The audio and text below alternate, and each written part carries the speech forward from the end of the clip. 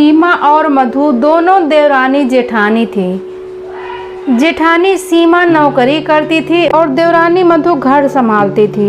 उनके परिवार में कुल मिलाकर 11 लोग रहते थे, सास ससुर और उन दोनों के बच्चे। कई सालों के बाद उनकी बड़ी ननंद सरिता अपने मायके रहने आई। सुबह उठने के बाद सरिता ने देखा कि जेठानी सीमा फटाफट काम कर रही थी और देवरानी मधु ने नाश्ता बनाया और वो नाश्ता सीमा ने सबको परोसा। उसके बाद सीमा ने अपना टिफिन पैक करके काम पर निकल गई। देवरानी मधु ने दोपहर का खाना बनाया और थोड़ा वक्त अपने सास और ननंद के साथ बैठी रही। सरिता से रहा नहीं गया। उन्होंने मधु से पूछा, छोटी बहू, तुम्हारी जेठानी तुम पर हुक्म चलाती है। सुबह से देख रही हूँ तुम रसोई में अकेले ही काम करती हो। वो महारानी दिखावा करने वाले काम करती है।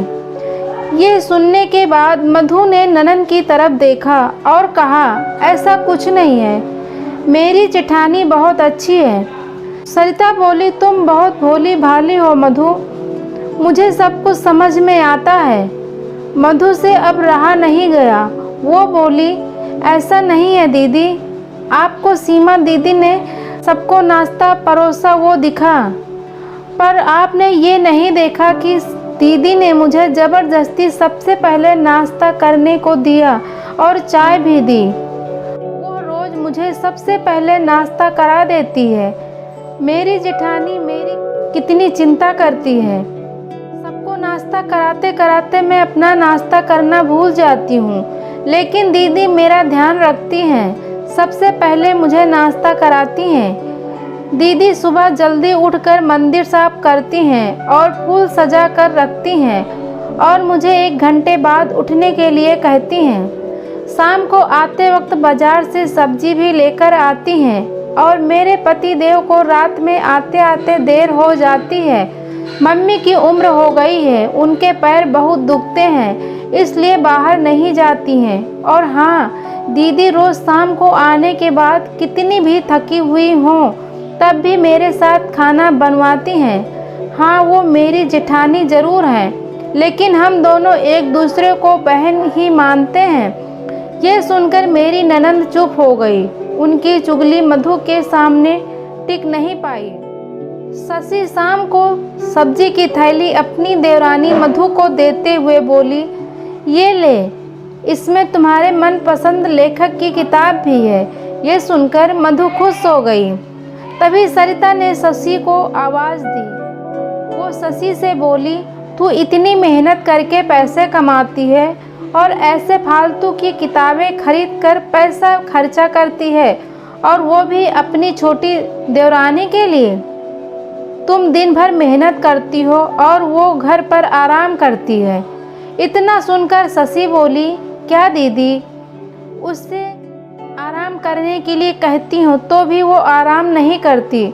सुबह उठकर सारा काम वही करती है। अपने बच्चों का टिफ़िन, मेरे बच्चों का टिफ़िन, सबकी मनपसंद का खाना सब वही तो करती है। सुबह का चाय पीने का उसके पास टाइम नहीं रहता। दोपहर में जब बच्चे घर आते हैं तो उनका खाना, होमवर्क करवाना, ये सब वही तो करती है। इसीलिए मुझे बच्चों का टेंशन नहीं रहता। मैं आराम से ऑफिस में काम करती हूँ।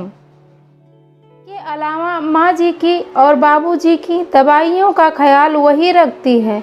घर में जब कोई मेहमान आ जाए तो मेहमान नवाजी वही करती है। दीदी जी, घर और बच्चों को संभालना कोई छोटी बात नहीं है। यह सुनकर सरिता की बोलती बंद हो गई।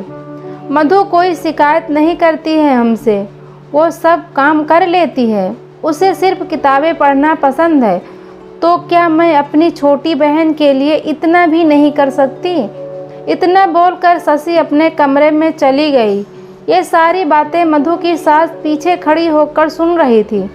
ये सुनकर वो अपनी बेटी सरिता के पास गई और बोली, ये दोनों देवरानी जेठानी सगी बहनों से भी बढ़कर हैं, एक दूसरे का बहुत ख्याल रखती हैं। मेरे घर की मजबूत दीवार हैं ये दोनों। पहले मैं भी एक बुरी सास थी, दोनों में झगड़ा लगवाने का काम करती थी, पर इन दोनों के प्यार के आगे मैं हार गई। पर ये बात सरिता दीदी को समझ में नहीं आई। वो रोते हुए कमरे की तरफ चली गई। वो तो सिर्फ घर में झगड़ा लगवाने ही आई थी, पर इन दोनों देवरानी जेठानी के बीच झगड़ा लगवाना बहुत मुश्किल था।